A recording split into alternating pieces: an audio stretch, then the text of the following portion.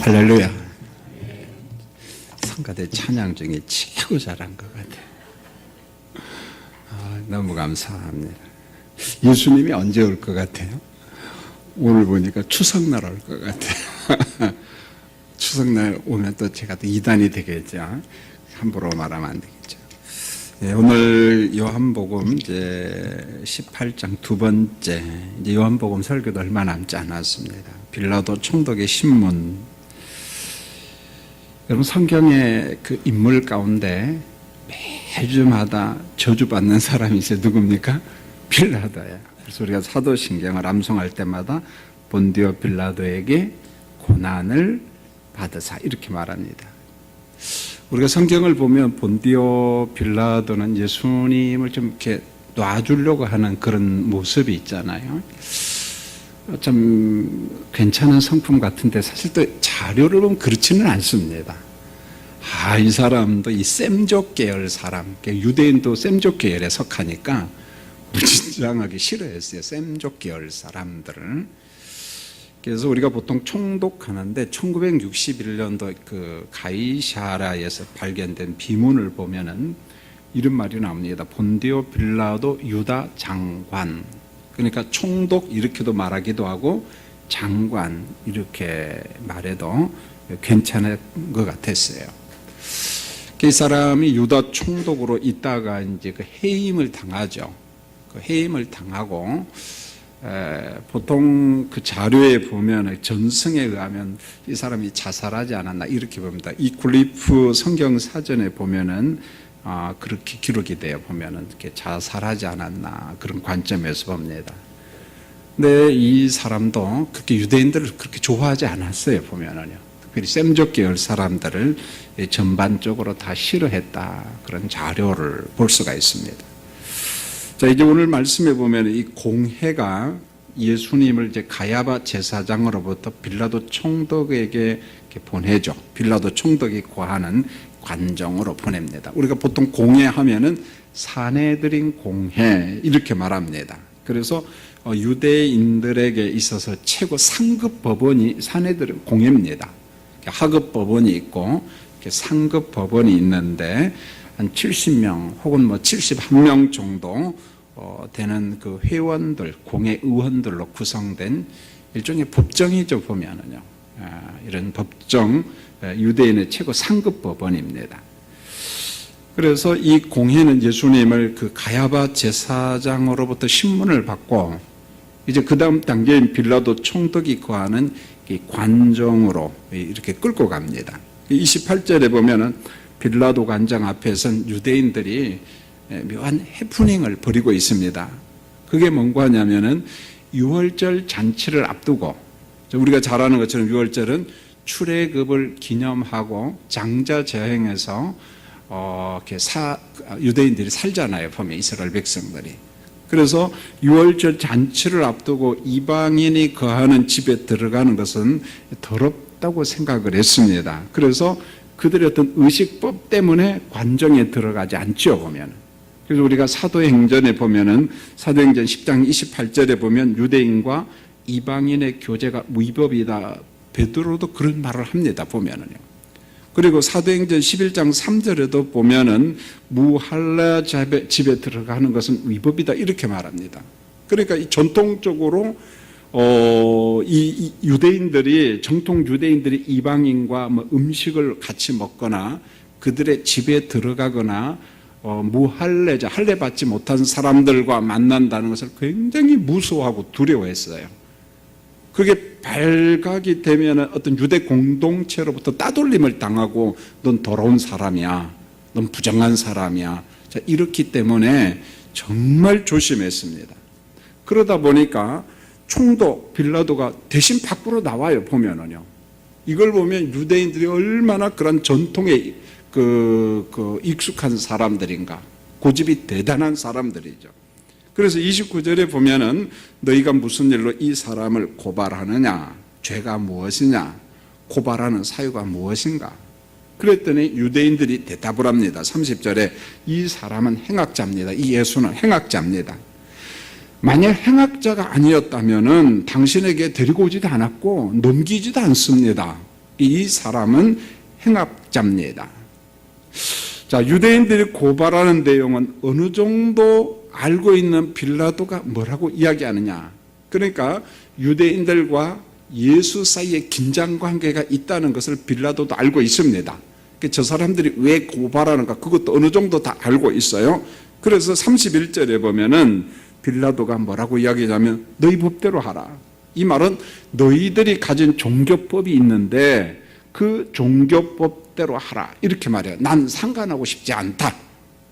그것은 너희의 종교의 문제니까 난 관여하고 싶지 않아. 너희 종교법에 의해서 하라. 그랬더니 유대인들이 이렇게 말합니다. 우리는 사람을 죽이는 권한이 없습니다. 이렇게 말. 우리는 사람을 죽이는 권한이 없습니다. 여러분, 유대인들의 말은 정답이 아닙니다. 우리는 사람을 죽일 권한이 없습니다. 이렇게 말하는데 이게 정답처럼 보이지만 그렇지가 않아요. 자, 이런 겁니다. 로마 제국이 많은 나라를 정복했어요. 자, 서진 정책을 하고 이제 남진 정책을 해가지고 말 그대로 팍스 로마 제국을 건설하죠. 그러니까 대부분의 나라, 주변 나라를 전부 다 이제 점령을 하고 속국으로 만들었어요. 여러분, 유대 땅도 로마의 속국이 되었습니다. 정치적인 문제를 판단하는 것은 로마 제국의 권한이에요. 그래서 정치범들은 황제 권한으로 그다음에 총독이 위임받아서 사형 내릴 수 있습니다. 자, 정치적인 문제는. 그러나 여전히 종교적인 문제는요, 가급적이면 로마 제국에 관여하지 않습니다. 너희 종교법대로 해라. 우린 정치범, 그들은 우리가 관장하겠지만은 종교에 관계된 문제는 너희들의 문제니까 너희들 권한으로 하라. 그런 말입니다. 여러분, 신명기 13장에 근거해서 율법을 어긴 사람, 하나님의 이름을 욕되게 한 사람, 말 그대로 신성모독죄, 참남죄에 관계된 사람들은, 이 배반자들은 누구냐면 돌로 쳐서 죽이는 권한이 여전히 율법에 있습니다. 그래서 우리가 잘 아는 것처럼 스데반 집사도 사도행전 7장에 보면은 어떻게 죽임을 당해요? 돌로 쳐서 죽임을 당합니다. 여러분요, 우리는 사람을 죽일 권한이 없습니다. 이 말은 아니요. 사람 죽일 권한이 여전히 있어. 단 정치범은 로마 제국이 알았어요. 총독이 알아서 하지만은 종교범은 누구 하냐면 자기 율법대로 하는 거예요. 그래서 스데반 집사 같은 경우는 사도행전 7장 58절 말씀합니까? 돌로 치매 이렇게 말했어요. 성 밖으로 끌어내요. 돌로 치매, 돌로 쳐서 죽였습니다. 이런 종교법이 여전히 살아 있습니다. 그래서 신명기 13장에 보면은 여러 번 그래요. 죽여라, 제거하라, 돌로 치라. 이게 율법입니다. 이미 유대인들은 예수님을 죽일 음모를 충분히 준비를 했습니다. 요한복음 11장 47절 53절을 보면은 공회의 음모가 나오는데, 사내들인 공회의 음모가 나오는데 예수님을 거짓 메시아로 몰아가. 그래서 우리가 죽이자. 이게 누구의 계략이냐면 가야바의 음모입니다. 저 메시아 죽이자. 저 예수라는 사람 죽이자. 이미 음모를 다 꾸몄거든요. 보면은요. 자, 공회는 예수님을 정치범으로 만든 다음에 로마의 법을 이용해서 죽이려고 음모를 이미 꾸며놨습니다. 자, 자신들이 예수님을 죽였다는 어떤 그런 낙인을 피하고 싶었던 거죠. 역사 속에서. 자, 이 유대인들이 메시아를 죽였다, 예수를 죽였다. 듣기 싫거든요, 보면은요. 그러니까 아니야. 예수는 우리가 죽인 게 아니야. 정치범으로서 로마 제국이 죽인 거야. 예수는 정치범이었어. 자, 이렇게 몰아가는 거죠. 자, 그런데 32절을 보면 사도 요한이 이런 진술을 합니다. 여러분, 32절을 같이 한번 읽겠습니다. 시작. 이는 예수께서 자기가 어떠한 죽음으로 죽을 것을 가리켜 하신 말씀을 응하게 하려 함이로라. 이렇게 말합니다. 여러분, 예수님의 죽음은 어떤 죽음이냐? 죄의 싹슨 사망이라고 하는, 저주라고 하는 죄의 문제를 해결하는 속죄 양으로서 죽음임을 지금 암시하고 있는 거죠. 그러니까 어떤 정치범으로 예수가 죽은 것이 아니라 메시아로서, 죄인들을 속죄하는 양으로서, 어린 양으로서 죽었다. 그 말씀을 응하는 예수 그리스도에 대해서 사도 요한이 묘사를 하고 있습니다. 다시 말하면 유대인들은 예수님을 정치범으로 몰아서 죽이려고 했는데, 그러나 오늘 말씀을 기록한 사도 요한은 예수님은 정치범이 아니라 성경의 성취, 성경 예언의 성취로 보고 있는 거예요. 그러니까 예수님의 십자가의 죽음은 대속 죽음이다. 죄를 씻는 죽음이다. 속죄양으로 죽음이다. 절대 그리스도는 정치범이 아니다. 그러니까 구약에 예고된 예언 성취로서의 속죄 죽음, 어떤 대속의 죽음, 그렇게 지금 사도 요한은 글을 써나가고 있습니다.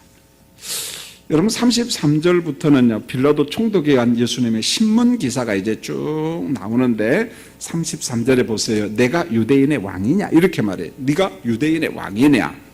그랬더니 34절에 보면 예수님께서 반문을 합니다. 야 빌라도 총독, 네가 스스로 생각해서 나를 갖다 유대인의 왕이라고 했느냐, 아니면 다른 사람들 공회 의원들이 당신에게 그렇게 한 말을 갖다가 대받아서 하는 거냐 이런 거죠. 네 스스로 생각한 거냐, 아니면 다른 유대인들이 말한 것을 대받아서 나한테 질문을 한 거냐. 그랬더니 35절을 보면은 빌라도 총독 스스로의 생각은 아니었어요. 보면은요. 자, 유대인들, 다시 말하면 사내들이 의회 의원들, 공회 의원들이, 유대인들이 예수님을 정치범으로 고발을 한 거예요. 정치범으로. 여러분 로마 황제가 있는데 한 나라의 왕은 몇 명이야만이 돼요? 한 명이면 되거든요. 그런데 또 한 사람의 왕이 있어. 근데 예수가 내가 왕이라고 이야기하면은 그 사람은 정치범이거든요. 뭐라고 할 수 있습니다. 일종의 뭐라고 할까요? 역물을 꾸미는 사람 뭐 그렇게 봐도 상관이 없는 거예요. 이렇게 정치범으로 지금 몰아가는 거예요. 정치범으로 몰아가고 있는 겁니다. 자, 빌라도가 이렇게 말합니다. 너의 나라 사람들과 제사장들이 나한테 그렇게 고발했다. 공회 의원들이, 사내들이 의회 의원들, 상급법원의 회원들이 나한테 그렇게 고발을 했다. 그러므로 내가 너에게 묻는데 네가 무엇을 했냐? 너 예수라고 하는 사람아, 너 무엇을 했냐? 너의 죄가 뭐냐? 자, 여기까지 왔는데 도대체 네 죄가 뭐냐? 너의 죄가 뭐냐? 자, 이쯤에서 우리가 공부를 해야 되는데, 왜 공회 의원들은, 유대인들은 예수님을 돌로 쳐서 죽이는 처형 대신에, 어떤 율법에 근거해가지고 돌로 쳐서 죽이는 대신에 로마의 법을 빌려서 나무에 달려 죽이는 십자가 처형을 선택했는가? 왜 정치범으로 몰아가는가? 제가 전자에 이야기한 거예요. 한 번 더 공부를 하면은 신명기 21장 22절로 23절에 보면은 나무에 죽이는 처형법이 있어요, 없어요? 있습니다. 있습니다. 자, 하나님의 저주를 받은 사람은 반드시 어디에 매달아 죽였어요? 나무에 매달려서, 십자가형에 나무에 매달려서 죽이는 법이 율법에도 있습니다. 신명기 법에도 있습니다. 그런데 잘 보세요. 공회는 예수님을 지금 정치범으로 몰아서 나무에 달려 저주받은 죽은 사람으로 몰고 가고 있는 겁니다. 그러니까 예수는 메시아다, 메시아가 아니다. 그는 신성모독죄, 참남죄를 범했다. 내가 하나님이라고 있기 때문에. 그래서 그는 저주받은 사람으로 나무에 우리가 매달라 이렇게 죽인 것이다. 자, 그렇게 지금 몰아가고 있는 거예요. 이 말은 예수는 메시아가 아니고 가짜다. 거짓 메시아다. 하나님의 이름을 만놀히 여긴 자다. 죄인이야. 그래서 신명기 법전에 의해서 예수는 나무에 매달려 죽은 것이지 그는 메시아가 아니야. 그건 가짜야. 자, 이렇게 자꾸 지금 몰아가고 있는 것입니다. 자, 이렇게 해서 예수님을 죽이는 의도가 뭐냐? 예수 운동을 한번 막아보려고 하는 거예요. 제지시키는 거죠. 지금 막 불처럼 일어나고 있는 예수의 어떤 메시아 운동, 하나님의 나라 운동, 예수 그리스도의 구원의 운동. 자, 이것이 잘못된 것임을, 그걸 따르는 사람들에게도 너희들이 가진 신앙 이것은 잘못된 거야. 그 예수 운동을 지금 말살시키려고 하는 거예요. 보면은요, 예수의 복음 운동, 예수의 하나님의 나라 운동, 그건 아무것도 아니야. 그건 거짓말이야. 예수를 따른다는 것은 잘못된 거야. 봐라, 예수는 신명기 말씀에 의해서 그는 저주받아 죽은 거야. 그건 메시아가 아니야. 이런 방향으로 자꾸만 몰아가고 있습니다. 여러분, 이게 뭐냐면 정치판에서 이런 일이에요. 정치판에서. 여러분, 정치에도 제가 흑백 논리로 보지는 않습니다. 선한 정치가 있거든요. 전 세계를 봐도 정치를 잘하는 나라도 가끔 있어요. 여러분, 로마서 13장에 보면은 정치 지도자에 대한 하나님의 보편적 은혜가 있는데, 정치 지도자, 국가는 선한 자를 보호하라, 이겁니다. 그 다음에 악인을 체벌해야 된다는 거죠. 이런 것이 성경에서 말씀한 국가기관, 국가 공동체입니다.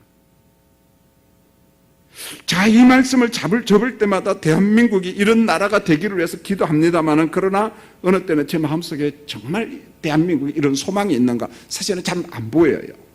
그래서 마음이 참 불편하고, 이건 그저 꿈만 꾸다가 끝나는 건가 이런 생각이 들어요. 지상나라의 한계를 우리나라를 통해서 보게 됩니다. 자, 하나님께서 말씀하신 선한 국가 공동체, 왜 하나님께서 권력을 만들었는가? 왜 지도자를 세웠는가? 선한 자를 보호하고 악인은 체벌하도록. 자, 하나님께서 주신 은혜지요, 사실은요. 그러나 세상에서는 그렇지가 못한 것 같아요. 오히려 여러분들이 저보다 더 많이 잘할 겁니다. 자신의 권력을 지키려고 하는 정치가가 대부분입니다. 자기 권력을 넘보는 사람이 있으면 언제든지 죽여. 무슨 법을 만들어서든 죽여요. 자, 이런 예를 우리가 역사를 통해서 많이 보잖아요. 우리는 보통 보복 정치라고 이야기합니다. 후진 정치의 특징이죠. 대한민국에도 그렇고, 대한민국의 조선 시대를 봐도 그렇고, 우리나라 왕조 사회를 봐도 보면 전부 다 보복 정치입니다. 그래서 몇 쪽을 멸했어요? 3족을 멸합니다. 아니, 옆에 있는 친구까지 다 죽입니다. 보면은. 왜? 혹시 나한테 해를 가하는 것 아닌가? 그럼 우리나라만 그런가? 그렇진 않은 것 같아요. 태국, 그저 아예 추방시켜버립니다. 못 들어오게 해요. 캄보디아, 그냥 잡아다 다 죽입니다. 보면은. 중국, 똑같아요. 러시아, 더해. 대한민국, 비슷해. 그럼 어느 나라는 안 그럴까? 아니요. 세상 나라는 어떤 면에서 세속 나라, 하나님의 나라가 아니거든요. 보면 인간의 죄성을 우리가 보게 됩니다. 철저하게 우리나라도 그걸 보면서 참 우리나라는 이런 거 좀 없었으면 좋겠는데, 정권이 바뀌면 좀 안 그러겠지 하는데, 왜? 똑같아. 보면은요, 똑같아요. 반복되는 거죠. 반복되는 거죠. 기가 막힙니다. 인간의 죄성이에요, 이게. 자, 총독은 공회가 예수님을 과이사 황제를 배반한 역적으로 몰아서 죽이려고 하는 것을 알고 있어요. 여러분, 총독 정도 된데 멍청한 사람 총독 아닙니다, 여러분요. 대단히 똑똑하고 정황을 갖다가 판단하는 사람이죠. 자, 이럴 때쯤에서 예수님께서 뭐라고 이야기하냐면은 하나님의 나라와 세속나라의 차이점, 세상과의 차이점을 이야기합니다. 여러분, 36절을 같이 한번 읽어볼까요? 시작. 예수께서 대답하시되 내 나라는 이 세상에 속한 것이 아니니라. 만일 내 나라가 이 세상에 속한 것이었더라면 내 종들이 싸워 나로 유대인들에게 넘겨지지 않게 하였으리라. 이제 내 나라는 여기에 속한 것이 아니니라. 이렇게 말합니다. 하나님의 나라와 세속나라, 세상 나라가 전혀 다름을 36절에서 이야기를 합니다. 자, 내 나라는 이 세상에 속한 것이 아니다. 하나님의 나라는 지금 로마 제국이 통치하는 이 세속적인 나라와 동일한 것이 아니라는 거예요. 세속 나라는 어떤 나라냐? 보복이 있고 미움이 있고 살인이 있고 분쟁이 있고 더러움이 있고. 그런데 로마 제국의 세속 정치가 그때만 있었고 지금은 없나요? 그대로 있어요. 그대로 변한 적 없습니다, 여러분. 만일에 하나님의 나라가 세속적인 나라였다면 예수님이 뭐라고 이야기하면 내 종들, 누굽니까? 12군단이나 되는 더 천사, 하나님의 사자들을 동원해 가지고 이 사람들 다 어떻게 쓸어버릴 수 있어요. 천군과 천사를 동원해 가지고 얼마든지 할 수가 있습니다. 예수님이 말씀한 하나님의 나라는 어떤 물리적인 힘에 의해서 좌우되는 나라가 아니라는 거예요. 여러분, 세속 나라는 어떤 권력과 칼을 의지하는 나라잖아요. 권력을 잡으면 권력을 막 휘두르잖아요. 그거 얼마 가지 못해. 또 사실은요, 하나님의 나라는, 예수 그리스도의 나라는 그런 나라가 아니다. 평화의 나라, 샬롬의 나라, 완성된 그 하나님의 나라에 대해서 이 세속 나라와 전혀 다르다고 이야기를 하고 있어요. 37절에 보세요. 그러면 내가 왕이 아니라는 말인가? 빌라도 총독의 이야기예요. 세상 나라의 왕이 아니지 않는가? 이런 말이죠. 아니지. 예수님이 지금 세속 나라에 대해서 이야기하는 게 아니잖아요. 그러니까 예수님이 뭐라고 이야기하냐면, 너의 말처럼 나의 나라는 세속 나라가 아니다. 그럼에도 불구하고 나는 뭐다? 왕이다. 하나님의 나라 왕이다. 하나님의 나라 왕으로서 난 이 땅에 왜 왔느냐? 진리를 증언하러 내가 이 땅에 왔다. 성육수했다. 진리를 증언하러 내가 여기에 왔다. 자, 위로부터 요한복음이 강조하는 것은 아래로, 하늘에서 땅으로, 빛에서 어둠으로, 빛 대신 그리스도께서 이 땅에 오심에 대해서 말씀하고 있습니다. 그러면서 예수님이 이렇게 말합니다. 진리에 속한 사람들은 내 음성을 듣는다. 이렇게 말합니다. 진리에 속한 사람들은. 진리가 그럼 뭐냐는 거예요. 진리가 여러 가지 설명이 가능합니다만, 죄의 싹은 사망이다, 이런 죄의 문제를 해결하신 예수님, 그 예수님이 죄를 짊어지시고 어린 양이 되셨어요. 속죄 양. 이런 사실, 이런 진리를 믿으면은 우리는 하나님의 나라 새 백성이 되는 거예요. 그 진리가 뭐냐? 그리스도의 메시아 되심, 속죄 양 되심,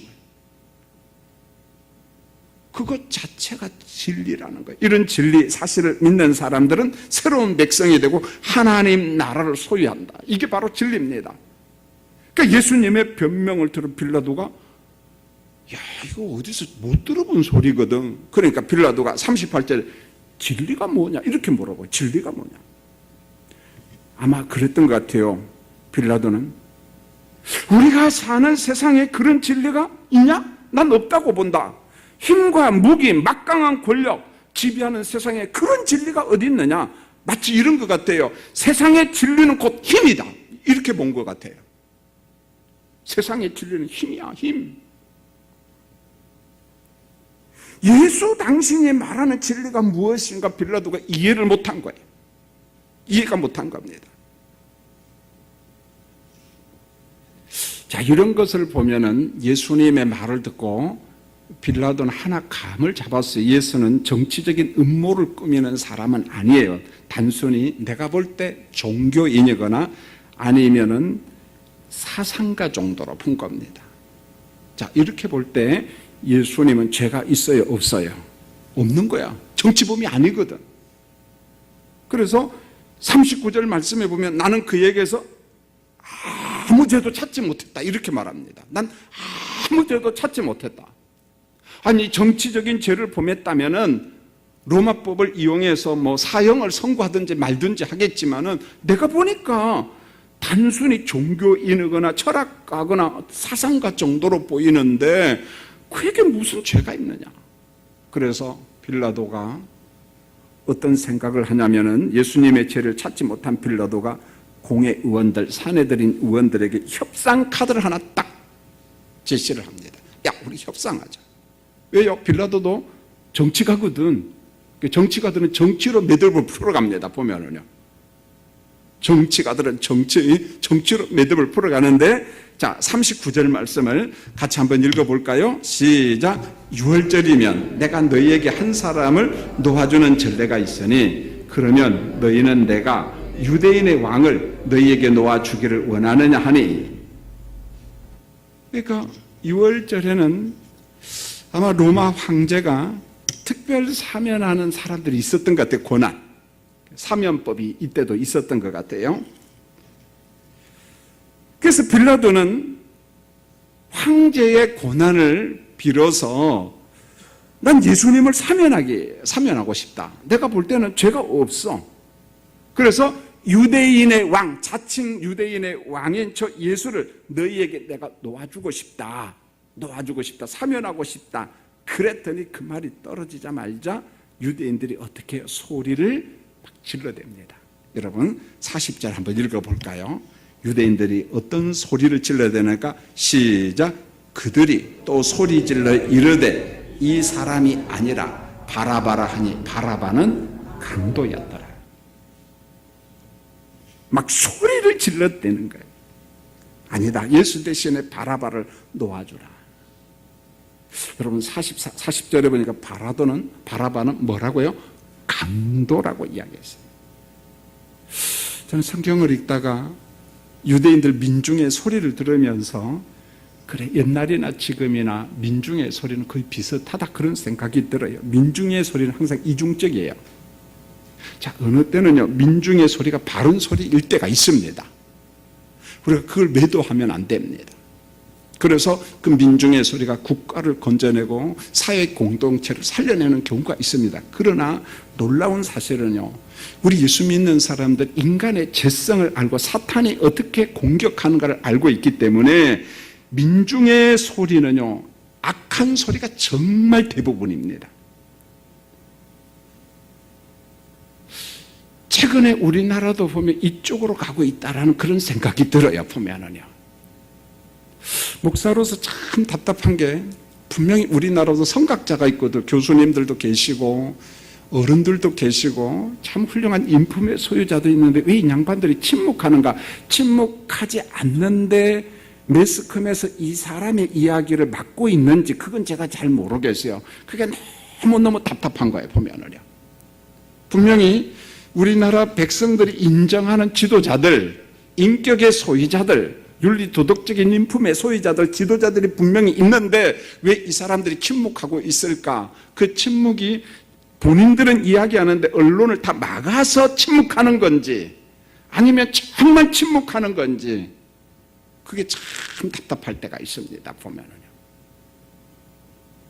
애석하게 교회가 외칠 때 여기에 효과가 별로 없습니다. 왜요? 그동안 한국 교회가 많은 면에 있어서 빛과 소금의 역할을 감당을 못했거든요. 보면은 그러니까 오히려 소리치면은 더 막 반격을 받고 참 안타깝죠. 보면은요. 교회가 어떤 사회 공동체 지도력을 많은 부분 상실한 게 사실입니다. 보면은요. 사랑하는 성도님들, 자 유대인들이 소리 질렀다 이렇게 이야기했는데 이것을 제가 너무 광범위하게 보지 말고 여러분의 패밀리 가족 공동체로 한번 들어가 보세요. 의견이 막 나누어졌을 때에 막 이 소리 저 소리가 들려올 때 적어도 그 한 가정에 여러분 권위 있는 부모님이 되기를 원합니다. 내가 우리 가족에게 말하노니 그러면은요 숙연해져야 돼요. 그 말은 곧 내가 어른이기 때문에 말한다고 통하는 것이 아니라 그만큼 내가 어떤 윤리적 권위가 있다는 거예요. 내가 그렇게 본을 보이면서 살았다는 거예요. 그러면 따라옵니다. 그런데 어른이 욕심이 많고 특별히 돈 욕심이 많고 모든 것을 자기가 챙기려고 했다면 따라오지 않습니다. 여러분 이런 말씀을 들을 때마다 목사님 그게 도대체 나와 무슨 상관입니까?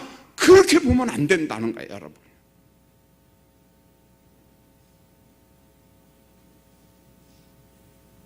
여러분 바라바는 오늘 말씀에 보면 정치적 테러범입니다. 보면 폭력을 행하다가 잡힌 사람이야. 보면 여러분 공회와 유대인들의 모습을 한번 잘 보세요. 하나님의 나라 평화의 왕이신 예수님을 막 거부했습니다.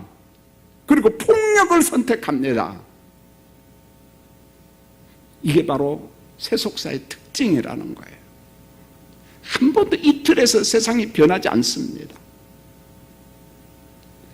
평화, 사랑, 용서와 간영보다는 무서운 폭력이 지배합니다. 왜요? 그 배후에는 원수마귀 사탄이 있어요.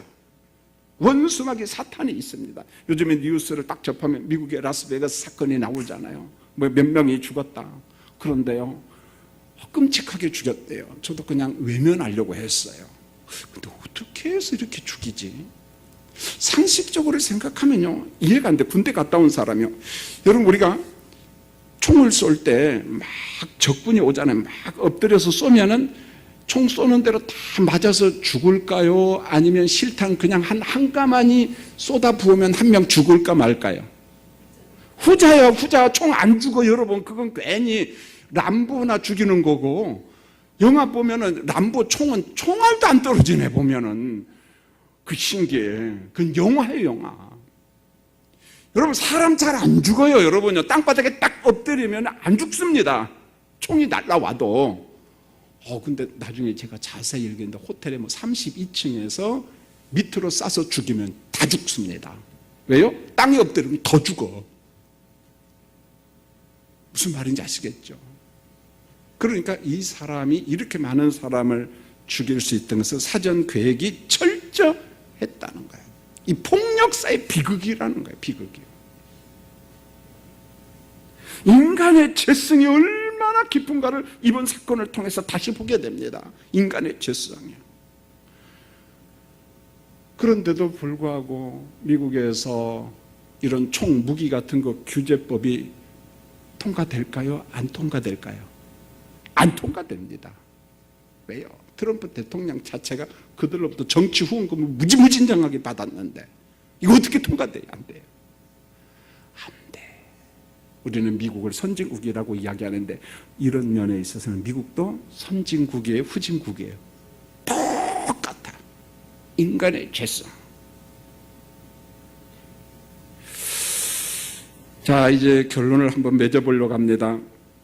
이 공에 유대인들은 어떤 자신들의 살인죄를 숨기기 위해서 로마의 법을 이용해요. 로마의 정치법을 이용해. 그래서 예수를 십자가 형틀에다 죽입니다. 그런데 보세요. 하나님은 공회의 악함과 유대인의 그 로마의 악함을 선용합니다. 결국은 그들이 이런저런 이유로 예수를 십자가의 형틀에 죽이지만은 우리 하나님의 그 선한 선영은 뭐냐면은 그리스도의 십자가의 죽음은 단순히 정치범으로 죽은 것이 아니라 무엇으로 죽는 거야? 이사야 53장에서 예고한 것처럼 하나님의 어린 양으로서 자기 백성들의 죄를 속죄하는 메시아로 죽은 거예요. 메시아로. 인간의 그 악함을 하나님께서 선용하잖아요. 그래서 사도 요한은 예수님의 십자가에 들림 죽음 사건을 순환으로 보지 아니하고 영광의 사건으로 보는 거예요. 왜요? 그 십자가 사건을 통해서 죄액석 사건 사망 저주라는 그 하나님의 뜻을 온전히 다 해결했기 때문에 그래요. 그래서 우리는 이런 말을 합니다. 합력하여 선을 이루시는 하나님. 어느 때는 우리가 인간의 이성으로 이해가 도무지 안 돼요. 우리가 우리 주변에서 그런 일을 많이 보잖아요. 하나님 왜 이런 일이 생길까요? 이해가 안 돼요. 그런데 조금 시간이 흘러가 보면 그 속에 아버지의 거룩하신 뜻이 있었구나. 하나님의 뜻이 있었구나. 우리가 살아가는 세상에는 이 폭력에 대한 반응이 크게 세 가지로 나타나요. 첫 번째는요. 폭력은 폭력으로 반응한다. 이게 보편적 세속 원리입니다. 보편적 원리죠, 보면은요. 우리도 누군가한테 탁 때리면 어떻게 해요? 같이 때리죠. 여러분, 자식이 맞고 오면 기분 좋아요, 안 좋아요? 안 좋아요. 특별히 손톱으로 긁혀오면 기분 좋아요, 안 좋아요? 안 좋아요. 왜요? 그 손톱 상처는 오래 가요? 안 없어지거든. 그래서 마음이 더 아파. 이게 보편적이에요, 사람들. 폭력은 폭력으로. 그런데 특별하게 몇몇 사람은 비폭력, 무저항주의자. 대표적인 사람 인도의 간디, 남아프리카 공화국의 넬슨 만델라 같은 사람. 여러분, 무저항과 비폭력이 무조건 성경적이다 그건 아니에요, 여러분요. 간디 예수 믿었어요, 안 믿었어요? 안 믿었어요, 여러분요. 그런데도 그 사람 산상교훈을 너무너무 좋아했습니다. 그건 구원과 상관없는 힌두교인이에요, 그 사람은요. 일종의 하나의 정신운동이죠. 사상운동입니다. 그러면은 하나님의 원리는 뭘 것 같아요? 무저항? 비폭력? 성경이 정말 그럴까요? 아니에요. 전쟁은 누구에게 속한 것이라고요? 하나님께 속한 것이라고. 다윗 전쟁해요, 안 해요? 내가 보니까 너무 많이 해갖고 예루살렘 성전을 건축하고 싶었는데 하나님이 불합격시켜요, 여러분요. 다윗은요, 전쟁하다가 인생 끝낸 사람입니다, 여러분요.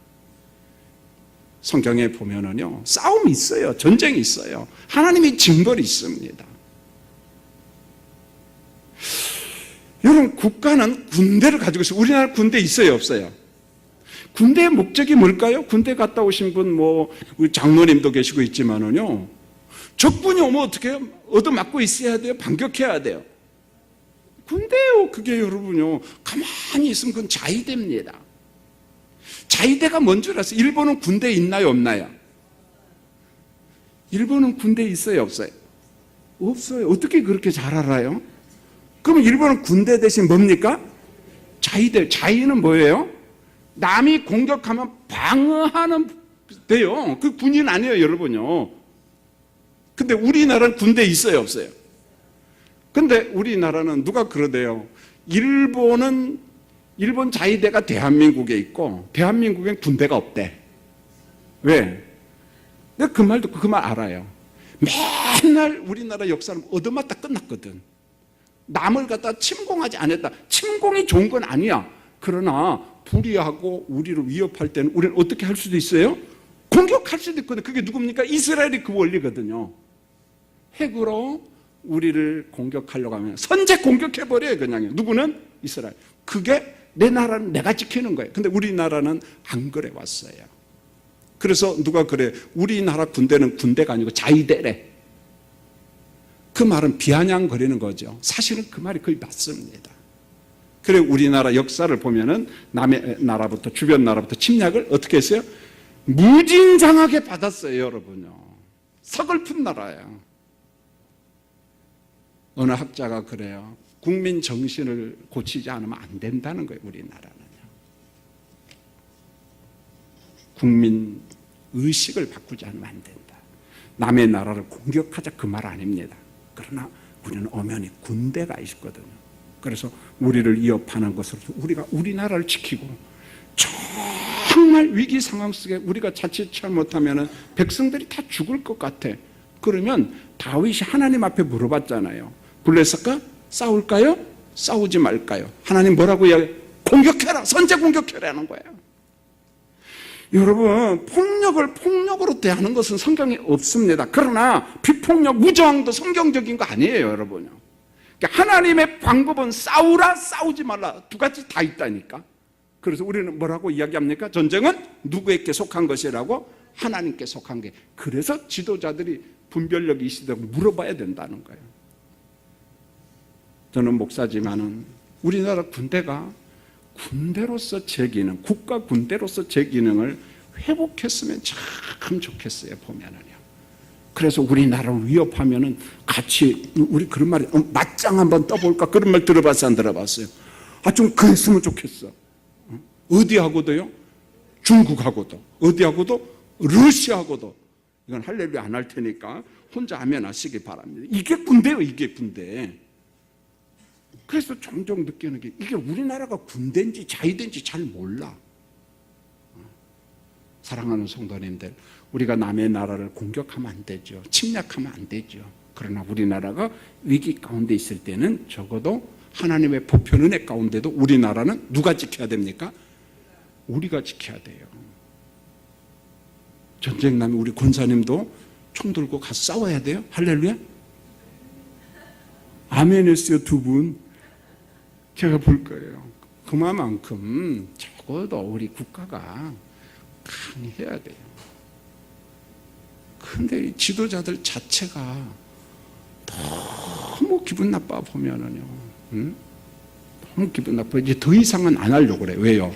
여러분들도 판단이, 이런 판단, 저하고 견해가 다를 수 있거든요. 근데 그걸 제가 건드리면 안 되잖아요, 보면은요. 그러나 저는 우리 대한민국이 좀 더 강해지고 그런 나라 되기를 원합니다.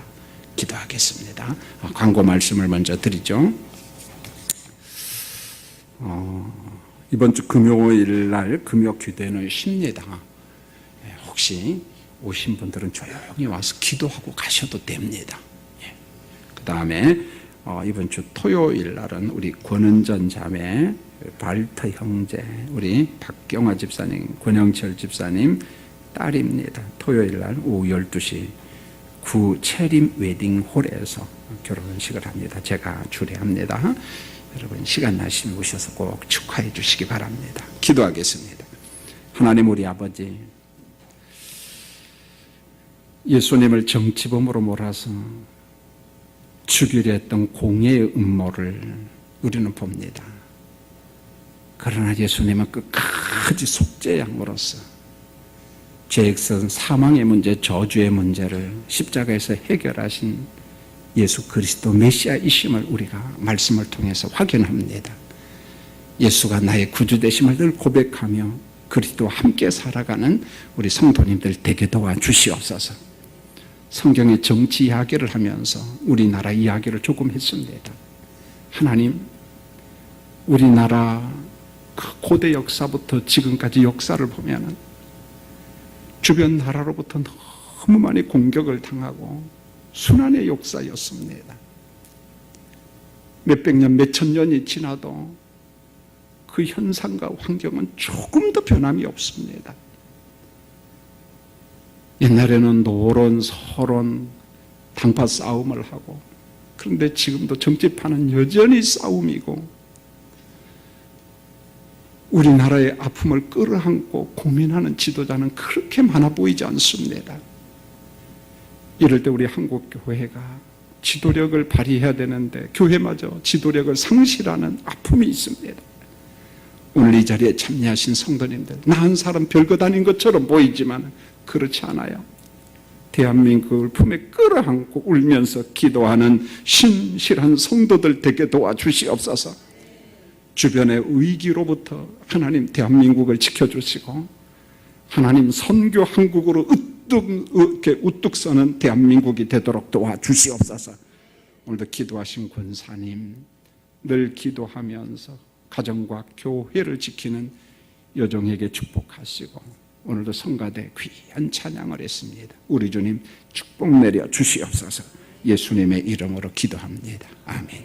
지금은 우리 주 예수 그리스도의 은혜와 아버지 하나님의 무한하신 사랑과 성령님의 위로 교통 충만케 하신 오늘도 주님 앞에 나와 예배드린 모든 성도님들 위해 이제로부터 영원히 함께 하시길 간절히 축원하옵나이다.